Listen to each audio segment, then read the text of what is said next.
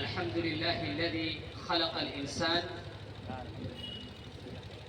وزينه بكثير من الميزات التي لا توجد في أي خلق من خلق الله سبحانه وتعالى، والصلاة والسلام على سيد الأنبياء والمرسلين الذي بعث إلى كافة الناس بشيرا ونذيرا وعلى آله وصحبه أجمعين. أما بعد.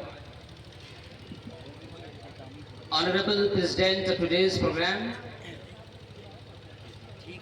and dear audience,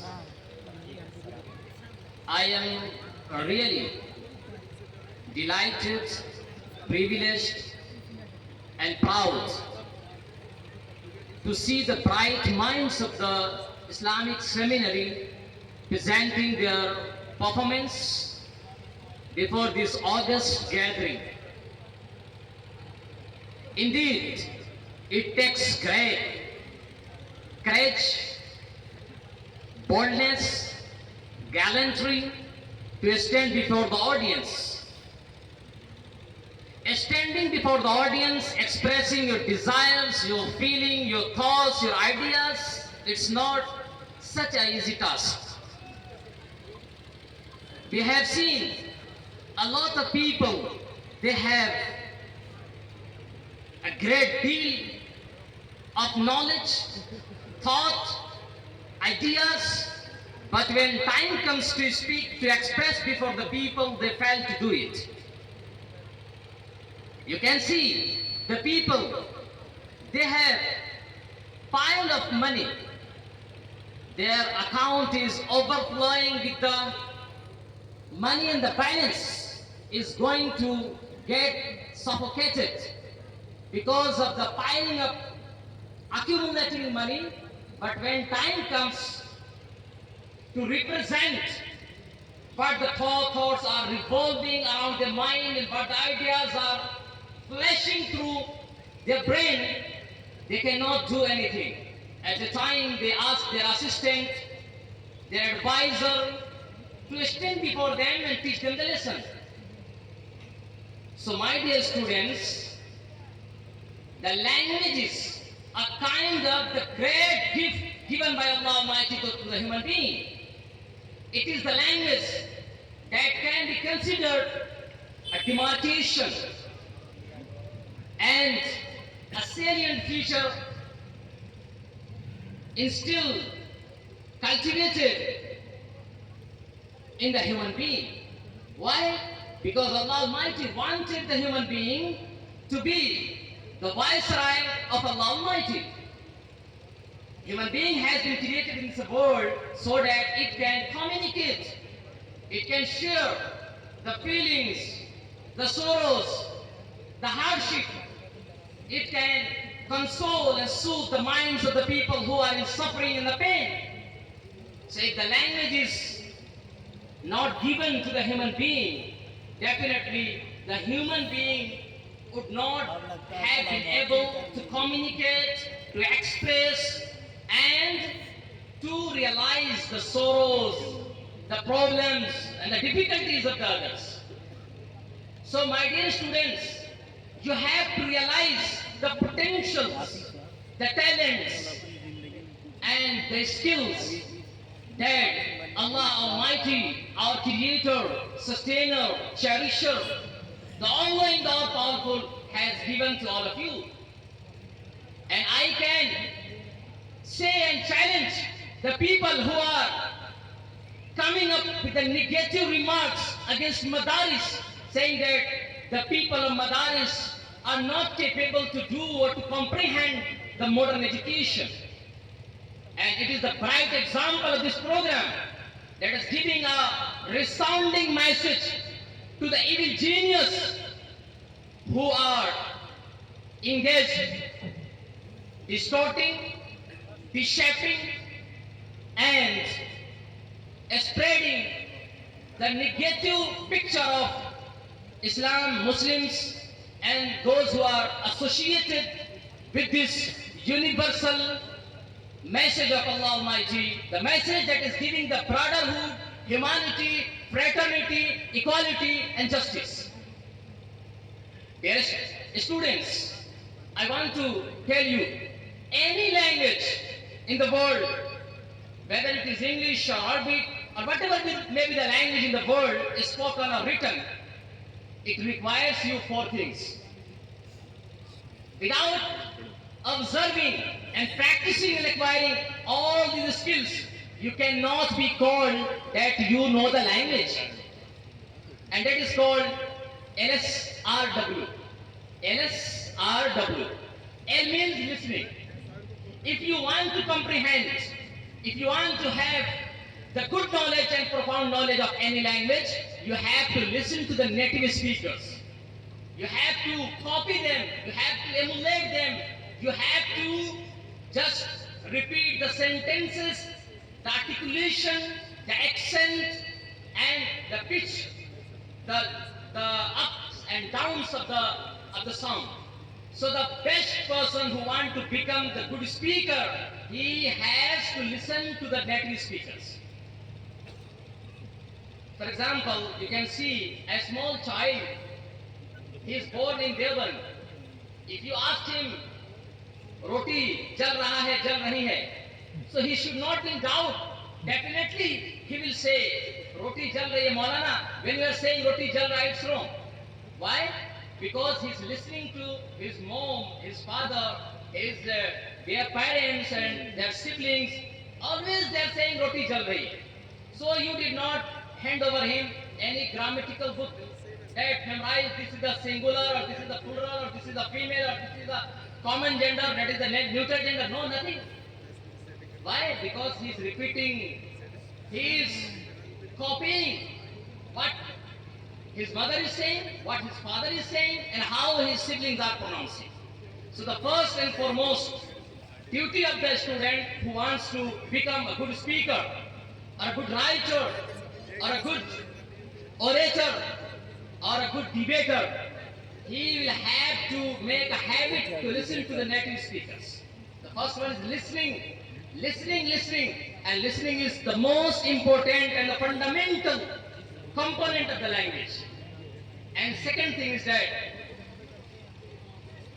speaking. I think that most of the students seated here in this August gathering, they know already more than 300 words of English language.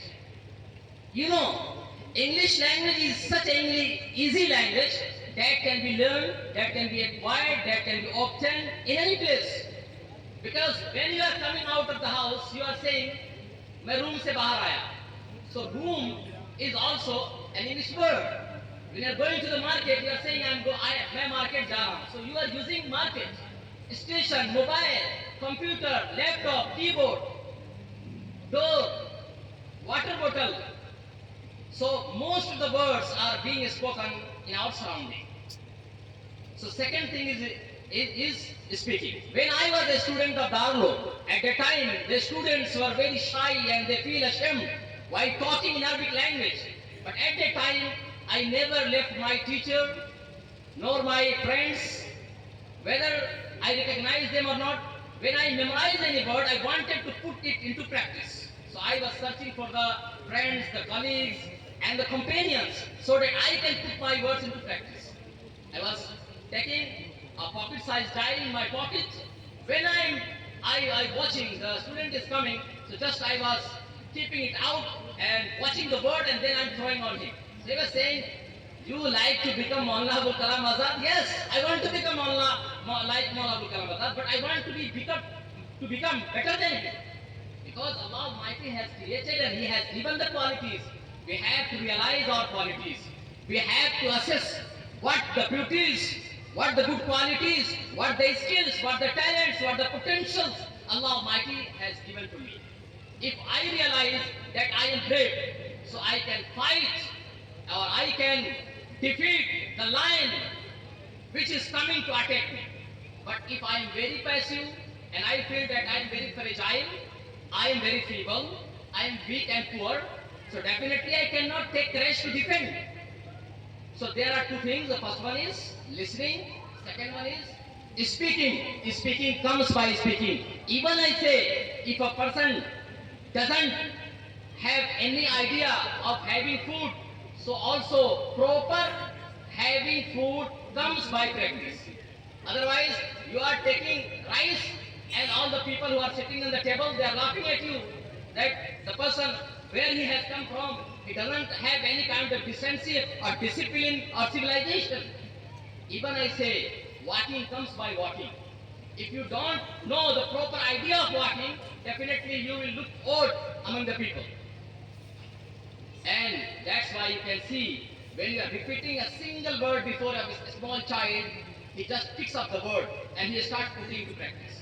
Even you are shouting, shut up, so also is repeating the same word. It means the man has been created in such a way so that he can take the practice or he should abide by what we are going to say. So man naturally has been created in such a way that he picks up what anybody else wants to say before him. And third thing is reading. If you want to become a proficient, prolific and well-acclaimed writer, bestseller in any language, you have to read the books that have been recognized among the scholars. And the last thing, my dear friends, is very difficult. And that is writing. Noon wal qalam. Allah Almighty is swearing by the pen. Why? The pen has the duty to write the justice. The pen has the duty to bring the reformation in the academic life, in the educational sector, in the commerce, or whatever may be the area of the human being. So the pen, if you want to become a good writer, you have to read the good books that have been written in the literature. And 4D, you have to abide by 4D. First one is dedication. Dedication is the master key to victory, to success, and to become a good human being. Second thing is devotion. Devotion means when you are setting any kind of objective or motto, you have to immerse in it. You have to make yourself a kind of crazy man. You want to achieve it, you want to hit your target or goal. And third is demonstration. Demonstration is necessary. Whatever you are learning in the book, you try to speak. Whatever you are getting the idea, you try to frame the sentences of your own. And the last D is, that is the divine knowledge. If you are getting all the things, but you don't have the profound knowledge of the Holy Quran and the holy tradition of the Prophet ﷺ, you cannot be a good human being. And the last thing I want to say from this stage, that most of the students of Madaris, they feel after learning Arabic English language that they are the superior to the people who don't know. My dear brothers, you have to realize the importance of Arabic language, the importance of your culture and civilization. And also I see a group of the students, when Salah is being performed, when Adhan is being called, at that time they are speaking A, B, C, D. It's not good. The thing that we have to feel proud is the legacy, the asset, and the heritage given by the Prophet ﷺ. And also we see some students, after learning some sentences, they start criticizing Madaris system, and also the syllabus and the curriculum. My dear brothers, you have to understand, English language is a kind of addition to your knowledge. It is a kind of decoration. It is not the all thing. Whatever I am saying in Arabic, in English, I can say in the same language, in my own language, in Arabic. So you have to feel proud of becoming a good Muslim. But you should not feel proud of speaking just a language. So you learn all the languages, because all the language. Also you have to notice, please. Hazrat Qasmi rahmatullah alayhi has written in his book, Darul Uloom Waqf Deoband. This is the book, a very short book. You have to read this book. He has written that my intention is to hire a group of ulama who have profound knowledge of English so that they can translate the misconception, misunderstanding and misquotation about Islam, and also a group of ulama they can understand English so that they can give the proper and solid reply to the questions and the misconceptions coming from the Western countries. And second thing is also you must remember that Maulana Sajjad, the great thinker, the great philosopher, the great historian, the great biographer of the Prophet ﷺ, he has written in the preface of Khutbat-e-Madras, he has written, if only I would know English language, I would have conveyed the message of Islam to the people of Madras in the proper way. And he has written very clearly that I hope strongly that the Muslim generation from madrasa background, they will come forward and they will learn this language and convey and advocate the universal message of Islam to the world. And at the end also I want to extend my deepest thanks, gratitude and my adorable words to Dr. Nawaz Deobandi Sahab. He is the international figure. He is the person whose poetry and not like the professional people.